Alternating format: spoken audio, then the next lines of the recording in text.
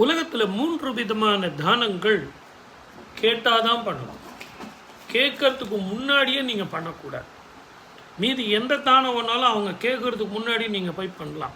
ஆனால் இப்போ நான் சொல்ல போகிற இந்த 3 தானங்கள் அவங்களா வந்து கேட்கணும். ஒன்று, கன்னிகா தானம். உங்கள் வீட்டில் பெண் இருக்கா, அந்த பெண்ணை வந்து எங்கள் பையனுக்கு நீங்கள் கொடுக்குறீங்களா, ஜாதக பொருத்தம் பார்க்கலாமா அப்படின்னு கேட்கணும். அப்படிங்கிறது சாஸ்திர ரீதியான ஒரு கேள்வி.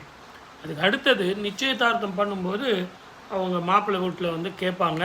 அந்த மாதிரி ஒரு ஐதீகம் பண்ணி அப்புறம் நம்ம பொண்ணு கொடுக்குறோம், நீங்கள் எந்த ஊரில் வரீங்க அப்படின்னா ஒரு ஐதீகமாக அப்படி தமாஷா பேசி நம்ம அதை நிச்சயதார்த்தம் முடிப்போம். இது கன்னிகாதானம். கன்னிகாதானத்தில் பெண்ணை கேட்டால் தான் கொடுக்கணும். 2, வித்யாதானம்.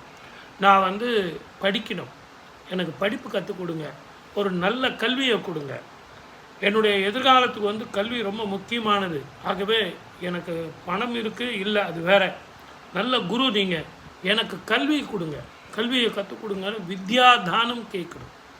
அப்படி கேட்குறவங்களுக்கு நீங்கள் இல்லைன்னு சொல்லாமல் கல்வியை கற்றுக் கொடுக்கறது உங்களோட கடமை. ஆக கன்னிகாதானம், வித்யாதானம், இந்த 2 ஆச்சு. இன்னும் 1 இருக்குது, அது அன்னதானம். இது ஒருத்தன் போய் ரொம்ப தொந்தரவு பண்ணக்கூடாது. இதை சாப்பிடு, இதை வச்சுக்கோ, அதை வச்சுக்கோ, கூட்டு வச்சுக்கோ, பொரியல் வச்சுக்கோ. அவனுக்கு பசியே இல்லைன்னு வச்சுங்க, எங்கள் வீட்டில் வந்து சாப்பிடுங்க. நீங்கள் அவசியம் எங்கள் வீட்டில் வந்து சாம்பார் ரொம்ப நல்லாயிருக்கும், ரசம் ரொம்ப நல்லாயிருக்கும், நீங்கள் ஒரு முறை எங்கள் வீட்டில் வந்து சாப்பிட்டு பாருங்களேன் அப்படின்னு அவங்கள ரொம்ப இம்சிக்கக்கூடாது. அன்னதானம் அப்படிங்கிறது பசி தெரிஞ்சு பசிக்கிறவங்க வந்து கேட்கணும், எனக்கு பசிக்குது நீங்கள் பணம் கொடுங்க அப்படின்னு கேட்டு நீங்கள் தானம் பண்ணணும். அப்போ தான் அதுக்கு ஒரு மரியாதையும் ஒரு கடமை உணர்ச்சியும் இருக்கும். அதனால் அன்னதானம் செய்கிறவங்க வந்து கேட்ட பிறகு தான் நீங்கள் பணம் கொடுக்கணும். அவர் பார்க்குறதுக்கு ஒரு மாதிரி அங்கே நின்றுட்டு இருந்தார் சார், ரொம்ப பசியாக இருக்கிற மாதிரி தெரிஞ்சது. நான் உடனே ஒரு 100 ரூபா எடுத்து கொடுத்து சாப்பிடுங்கன்னு சொன்னேன். உடனே அவர் கேட்டார், நான் உங்கள்கிட்ட பணம் கேட்டேனா? என்கிட்ட இல்லாத பணமா? 1000 பணம் வச்சுன்னுக்கிறேன், ஆனால் நான் ஏதோ உடம்பு சரியில்லைன்னு சொல்லிட்டு நின்றுட்டுருக்கேன், எனக்கு வந்து பணம் தரீங்களே அப்படின்னு நாளைக்கு பிரச்சனை வந்துடக்கூடாது.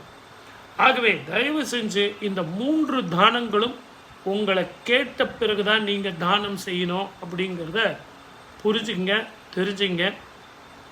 உங்கள் ஜாதகத்தில் நீங்கள் எப்படிப்பட்ட தானங்கள், இந்த 3 தானத்தில் எந்த தானம் உங்களுக்கு சிறந்த பலனளிக்கும் அப்படின்னு தெரிஞ்சு இன்னும் நீங்கள் சிறப்பாக செய்யலாம்.